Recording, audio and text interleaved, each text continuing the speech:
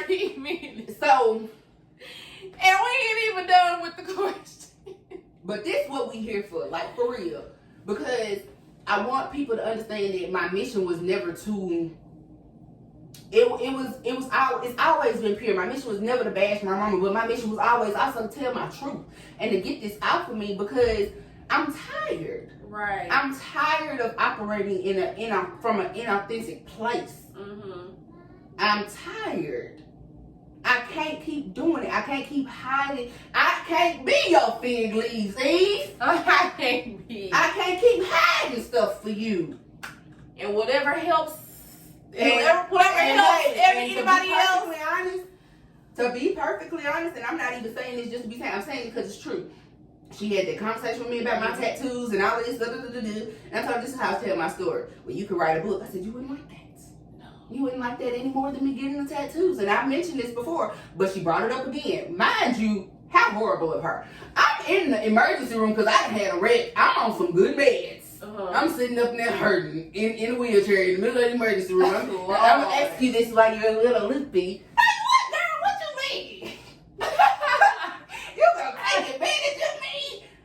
But I told her that. I said, oh, you just gonna take advantage of me? She was like, well, I just, basically she felt like it was gonna be some truth serum. But the thing about it is I had a conversation with her some months ago and I was like, I have not lied to you. Mm-hmm. I have kept you maybe out of my business to an extent. I have not just been open with because it's not yours to deal with. Like, right. I don't have to itemize my life to you anymore. I'm not a child. I'm not in your house. Like, you're not paying none of my bills. None of that. Mm-hmm. And I just don't have to keep doing this with you. And the fact that I've created that boundary sickens her. It makes her. But it's so needed. It is necessary. It is not going to stop. Boundaries. I am at the point where I have, they say, draw a line in the sand. No. Draw it in wet cement. Draw it in wet cement. And leave it there. Put that line out there, let it harden, let it dry, and let it be for whoever. That back piece. And I know a lot of people right now who have kids probably think that that's it. Right? Give my kids boundaries. Yes, kids need their space to operate. My baby is 3, and if I ask him for a hug, and I mention this too, and that's just because it's the truth. That's really what I'm operating in. If I ask him for a hug and he tell me no, okay. You gotta just stop forcing yourself on your kids. Because I told him, and I operate in that same authenticity with him. Like sometimes I might tell him, baby, look, mama love you, but I need you to give me some space. Mm-hmm. I need you to let me. I'm gonna go to my room for a few minutes. I need you to stay in here in the living room and let mama get some peace and quiet. Just relax. Just give me about 20 minutes. Not that I get them. We be sick of them, but they be sick of us too. Not that I really get them, but He'll tell me sometimes in a heartbeat, and it just depends on how he say it, but I don't want to be bothered. Okay. Right. But I'm going to be unbothered. And I love that he can voice that. Like such a young, the young tender age of 30. Because I'm honest with him. I'm open with him. Like, you can tell me what you need from me in a respectful manner, but I've let him understand, like, we have our little team handshake because we're a team. I'm going to respect you and you're going to respect me. We're going to do this together. I've said it before and I say it again. I ain't never been nobody's mama. And you ain't never been nobody's son. We gotta figure it out. Just one day at a time. We gonna Dory this thing. We just gonna keep swimming. That keep swimming. Alright, so next question. What was most triggering for you as a child growing up, and how was it processing that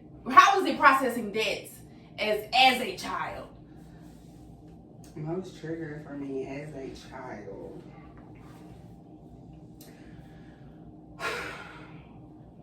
Probably like in just an instance, or what? Maybe it could be something that was reoccurring, something that just really got on your nerves. They kind of just changed, like trying to make you the adult that you are today, or it could have been one instance that could have changed your life forever. So we have 3, and I'm just kind of running down real quick. One, my dad putting us out when I was 7, bringing us to my grandma's house. That's how we ended up in Mississippi. Well, how I ended up in Mississippi. The other 3 were actually born and mostly and generally raised here. But that was the first thing, because honestly, like, that was the pivotal switch of my family, like, in the family life that I knew. The dynamic change. Then 2 would be the way that I was made responsible for my older sister. Like, oh, that's my next question. Let's go ahead and put that in there. Wait, let me say 3 real quick. Okay, come on. 3 was the way my mom dealt with my suicide attempts. Up until, like, the very last one, the way she dealt with mine up against my oldest sisters. Because when she had her first attempt or whatever, she took her to the hospital to get care and all that other stuff. She told me. Okay, so we're gonna talk about all 3 of those.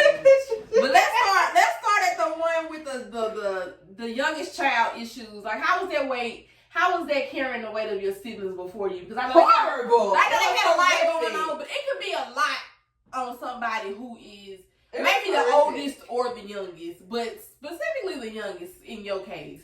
It was horrific. I was always relatively intelligent and mature, whatever, for my age, as far as I've heard. Like, I'm saying, and I'm not saying that bragging, I'm saying what I've heard, what they told me. I don't know who I was back then. But when we came down here, like, that's what really was the problem with me and Precious for the longest time. And you were part of seeing that. And that's why I asked you to do this, because you have seen so many different transitions and stages of this whole thing so fast, because we've only, like, known each other for what, 3 years now? But such a solid person. I'm serious. Like, love you to pieces. Really don't know what I would do if God hadn't crossed our paths. Like, yes, I love you. At this point, like, my dog. But like, that's what really screwed up me and Precious' relationship. Because at first, it was my oldest siblings that screwed up our relationship. Like, they used to pit me against her and, like, just make me pick on her. I remember, like, this infamous story where she's like, they made me throw ice water on her. And I remember that. I just was doing it because that's what... I just thought Precious didn't like me. Like, nobody ever wanted to play with me. She didn't ever want to play with me. Like, I just felt like she didn't like me. So it was easy for them to use me to do stuff like that to her. So fast forward, we finally started, like, liking each other and hanging out when I was probably in, like, 7th grade. That's a long time. Long time. And we're about 7 years apart. So, but it was at one point, like, Precious was my road dog. Like, anybody watching this that went to Macomb with me would know, like, Precious got in trouble by one of the teachers because she had a phone out in the cafeteria because they thought she was a student. Like, she would be there that much, come and see me or eat lunch with me or whatever. Like, we really got close. But being put in a dynamic where, because of things that she was dealing with, maturity-wise, middle child type of syndrome thingy, all of that, it was like, it got to a point where we shared a room, and, like, if her room wasn't clean, I couldn't do anything. Like, go tell your sister to do this, or go tell your sister to do that. And it's like, we were both in some ways, because she was the older sibling, but also because my maturity level, like, we were forced to be responsible for each other. Like, there were years where we pretty much just raised each other and ourselves. Like, we just was kind of out here doing this. But that dynamic, like, my mom coming to talk to me, she still do it. And that's part of why, that's really part of a larger part of why I started pulling back so heavily. Because as soon as she found out Precious was having to come back down here, it was just like, every time we talk, I gotta hear her complain about Precious. I gotta hear about how she ain't doing this and she ain't doing that and da da da da and woo woo woo. And when you got ready to, when you found out you were pregnant, you did this and you prepared yourself, and she still not to. Stop hitting me. Stop it. Stop it. Absolutely hate it. Parents, that's what we gotta stop doing. Stop pitching your kids against each other. Bottom line, jealous of mine and Precious' relationship. Like, she'd get pissed off if she found out that I talked to Precious and I haven't talked to her, or vice versa, that Precious has talked to me about something and hasn't talked to her. But we sisters, bro. Like, we sisters. And you don't make it easy to want to talk to you about stuff because you judge. You do all this extra stuff when all we wanted to do was have a conversation. But now, because I'm not doing it, like, she told me one time I was on the phone with her and I was talking to Caitlin, and I am a talker. I'm an actioner. Like, if I have to get you, I'm gonna get you. But there are steps we take to get there. So I'm gonna talk first. And I knew I was agitated. And that will add a fourth one. Having stuff taken out on us that had nothing to do with us. Especially her job. Baby, when she was working for them white folks up there in McCall Family Practice, every day we just be waiting. Mommy? Just waiting for something to come on. Yeah. I was on the phone with her and I was talking to Casey. He was doing some stuff, but I knew that I was already irritated. Like, it had nothing to do with him. Like, I was agitated that day, had a bad day at work, just different little stuff. I was aggravated. And he was not listening. And I was telling him, I was like, something to the effect of, like, you running out of grace. Like, you tricked me. I asked you too many times. And I told him, I said, I'm not really upset with you, but I need you to relax. Because I'm already, like, and I was telling him that, giving him that understanding of the emotional intelligence behind it. Like, I'm really not upset with you, but right now your actions aren't helping anything. She's like, you talk to him too much. That's a boy. I'm like, okay. Like, I'm supposed to just run around here, come to Kente and him because he a boy. And then I thought about it, I'm like, but you had your male son, and when he was in his mid to late 30s, he came to you and told you about how some of the ways you disciplined him and you put your hands on him traumatized him. And that goes back to what I was saying about her not wanting me to write a book, because stuff like this is what my truth is. This is my perception of my life and the way you treated me and the way you acted towards me as your child. So you would rather the tattoos, because if I write a book, you're gonna be sick. Everybody's gonna know. And then so she hit me with that at the hospital, and she was like, she asked me again about the tattoos and why I get them, because she said she felt like it was another way for me to self-harm. No, I be asleep. I really do. Like, I be knocked out. Yeah. And I told her the same thing. We had the same conversation. I was like, you must not remember these. Like, we've talked about this before. And she said she didn't really remember the conversation. And I told her, she was like, well, if it'll help somebody, because Jazz wrote a book a while back, and she was like, I didn't like everything that was in her book. If it'll help somebody or if it'll help you, then I'd have to just deal with it. But we'll see. Cool. This is a verbal book, and a written one is coming. But it's not like even that, because I was writing a book, and I was writing it on the mother lover scale, and it wasn't working. Like, I just couldn't figure out how to say stuff and how to layer it and make it make sense, because it's so much. My life is like onions. That's what Shrek said. There's layers. They both have layers. Like, it just wasn't making sense. But the way what God gave me to do, how He gave me to do it now, it's just flowing. Right. And so, you know. And that's the beauty of it. So that was that one. That was that thing, right? What was that about? That was was about the. It started as answering the part about responsibility for purchase. Oh yeah, youngest child issues. That's Okay, yeah. So what was the other one I said? I said your daddy dropping you out. You need to be out. Like, he just dropped me off at daycare. That's how I feel.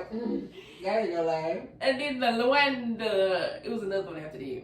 Oh, the suicide. So basically, all I really remember about him bringing us, I know they was arguing. It was in Alabama in the apartment. They was arguing. Jazz had some boyfriend she wasn't supposed to have, and apparently my mama knew, and it was some other things. And next thing I know, it's early in the morning, and you know, it's pitch black. We pulling up to my grandma's house, and the porch light is on, and such was life. Oh my God! I can only imagine. Like, that's really like, I can literally visualize her driving in that long behind driveway to my grandma's house at the end, and her coming out the house with the porch light on, and we just unpacking the car, and my daddy and my brother was gone. And so, being that he kept my brother, that's how I felt. He kept my brother, but according to him, my daddy, because my brother gonna say whatever my daddy said. But according to him, the ultimatum was that we come with my mom. She wasn't leaving without us, and I've heard this story from him multiple times in the same fashion, and I have heard it, amen, by my grandma that my mama made a threat against her life if we didn't come with her. Right. And so, according to him, that's how we came. And he said, which again was amen, that when he came to try to get us, there was another threat made in front of us. I don't remember. I was super young. Like, I really feel like I have repressed a lot of the trauma type stuff from that era. Yeah. But that's what was told to me. That both times he tried to not allow her to take us, she made a threat on her life if he took us from her. Following other events, I can't believe it. There have been other situations where, but yeah, I just don't want to go that deep. I don't know. Deep. But yeah, so I believe it is all I really can say. But I definitely feel like my mom weaponized our relationship with our dad, or the lack thereof. And women, I do feel like she used his lack of presence to hold something over us, and that's why I feel like it was so hard for me to want to disappoint her, because I had that fear of she'll leave too. And again, there were certain instances that illuminated that or made me feel even more so like that, because well, I'm gonna just say we're going there. Basically, at least one other time she threatened to end her life because of another man. And that would have left me and my sisters. I was in like early high school or whatever, so they would have left us out to dry. This ain't even my dad we talking about at this point. So it definitely gave me like, yeah, I'm not worth, her. So if I don't do what she want me to do, how she want me to do it, when she want me to do it, she'll leave me too. Like, and what's even crazier is I just came to the revelation a couple of days ago. Like, I really felt like I had to concede whoever I wanted to be, or thought I wanted to be, whatever I wanted to do, in order to make her happy, because I didn't want her to leave me too. But now I got somebody that I can't leave. So if I gotta leave her to make sure I'm here for him, that's what you gotta do. That's just where it's at. Because I don't ever want him to question, like, I wasn't worth enough. Even though, like, and people be like, it ain't that deep. It's deep. That deep. You do not want this. It's because you'll be an adult and then wonder why your kids don't want to be around you no more, or why they don't do nothing for you, or you feel, or some parents, they feel so entitled just because they raised you. Don't mean if you weren't that great of a parent, your children will definitely show it in the end. If they stop coming around and don't call you for nothing, you don't receive a gift on Mother's Day, Christmas, shoot, just for nothing at all, it's your fault, baby. It is your fault. That just hurt my feelings so bad to say that out loud, like. But it is what it is. Because it's still kind of like this to this day. Like, it was times where I felt like I had to still deal with certain stuff from her, because if I did need help, it, like, she literally, you know of some of the dynamic with Jazz or whatever. Like, Jazz has done some horrible things to my mama, and she just recently this year cut her off, but she was still like here and there doing stuff for her, checking on her.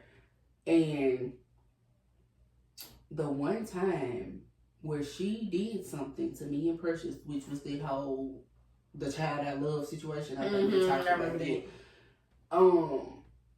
Where she told Jazz she was gonna call the child she loved back, and me and Precious went to Alabama. We did not answer the phone for her. We did not talk to her for a while. And once we got to the point where we kind of wanted to, she returned the ignoring us. Like, she stopped talking to us. She was threatening to turn our phones off, because at that time the phones were in her name.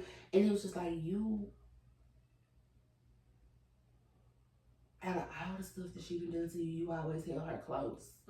And we didn't even actually do anything to you. We just, in some way, took time to try to heal. And lick our wounds, and you can just keep being spiteful toward us. Mm-hmm. Like, that's why I say as a daughter, it hurts. But I've forgiven her for a lot of stuff. I'm not gonna say everything, because honestly, some stuff is just still coming up. Like, I'm coming to a point where I can remember some things or deal with some things. Mm-hmm. And that's why I made that post and I said healing is like trying to chop down a tree. Like, it takes some time. Like, the thicker, the bigger, the more roots that tree has, the stronger it's gonna be, the harder it's gonna be to really get past that.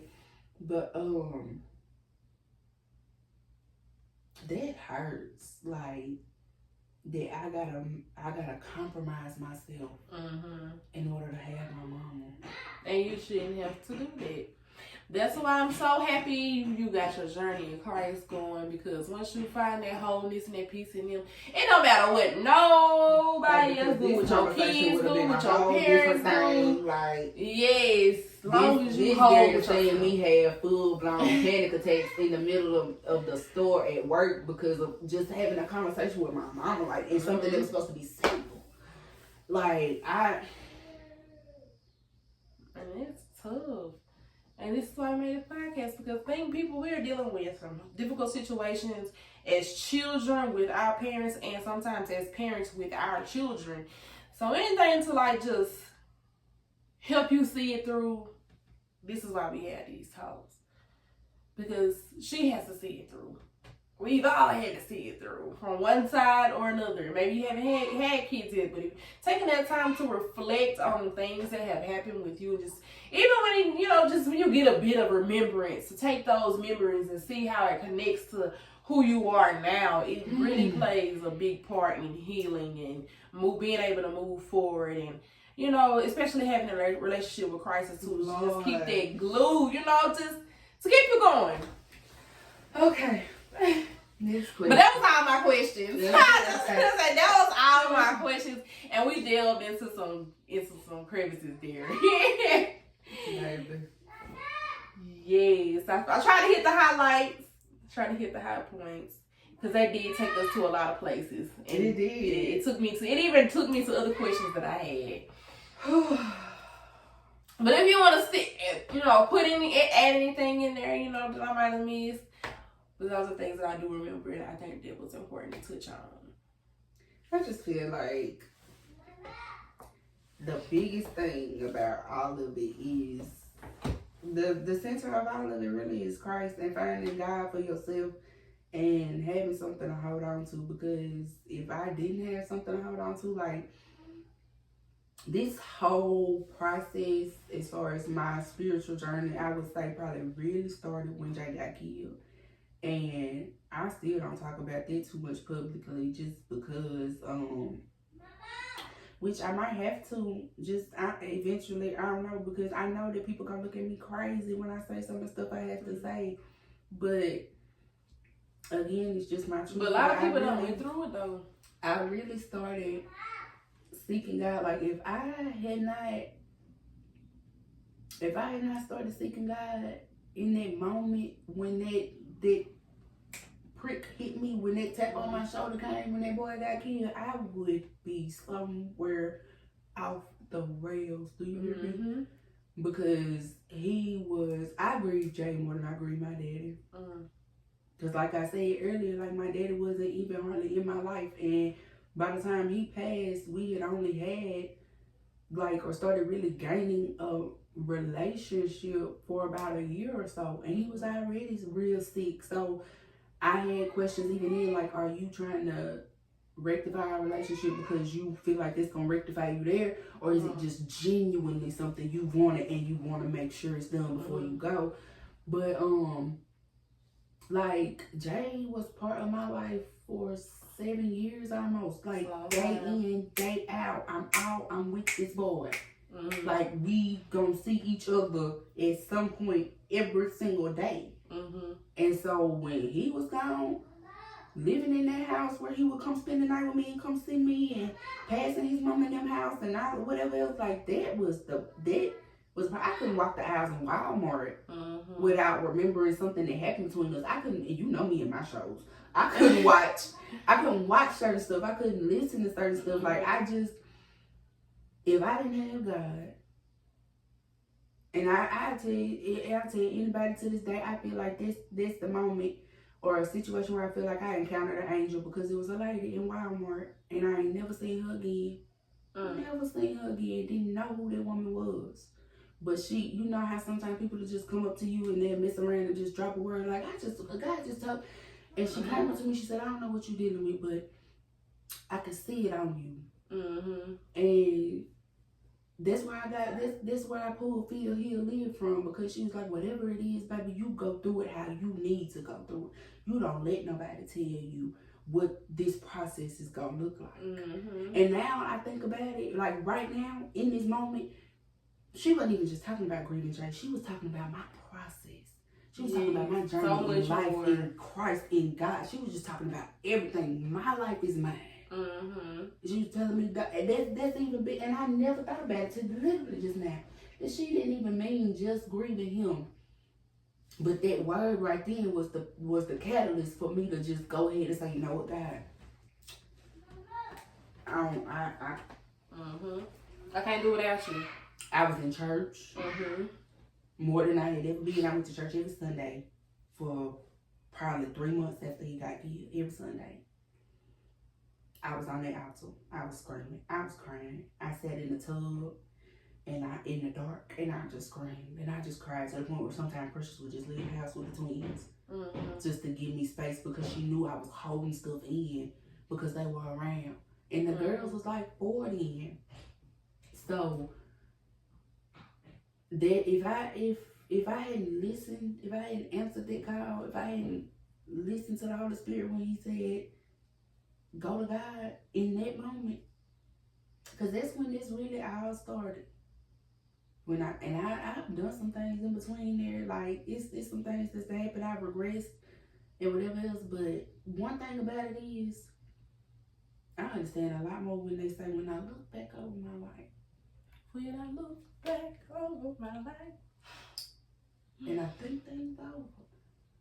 Like how far he's brought me, and how even in my sin, before I started really seeking him, even when we was in Houston, homeless and going through all of this stuff, he kept us. He kept us. He kept me. And I wasn't even really acknowledging him in my life at that point. Like I knew God, okay, pray over my food. But you ain't God no God. Really seeking him, really like fully. I wasn't doing it. I was not doing it. I think this is a good point for this whole podcast. Seek God and stop trying to seek your peace in other people and other things. Seek your peace with him, and everything will fall in place. I'm telling you. You will have your pieces of peace, your peace in him.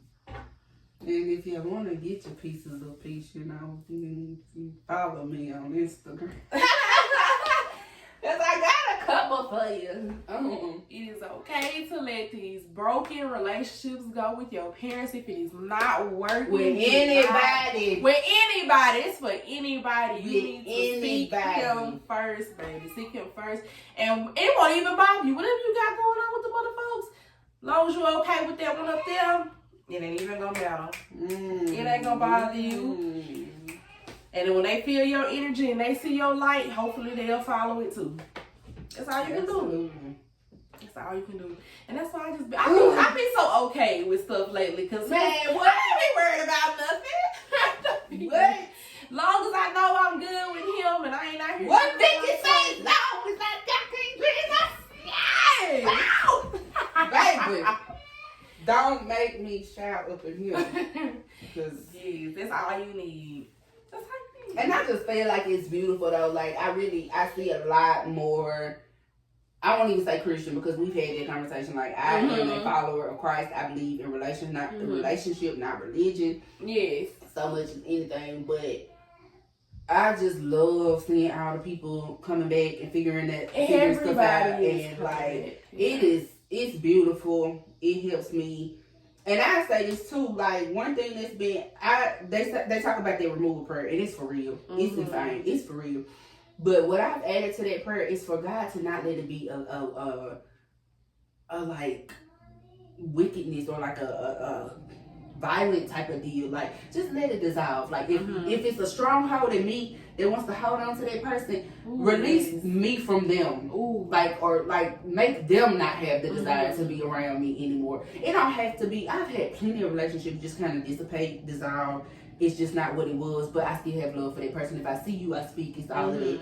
But my pastor preached on connected and affected. The connections you have with people affect you whether you try to let them or not.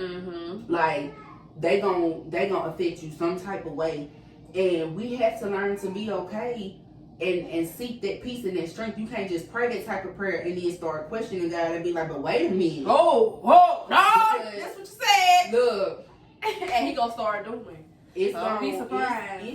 It's gonna happen. And it literally happens so fast to the point where at this point he's done it so peaceably that I just look up and I be like, dang, I ain't heard from so and so in a while. Well, another one bites the dust. And I just go about my business. Like I have, and what's really crazy is I used to be the guy's girl.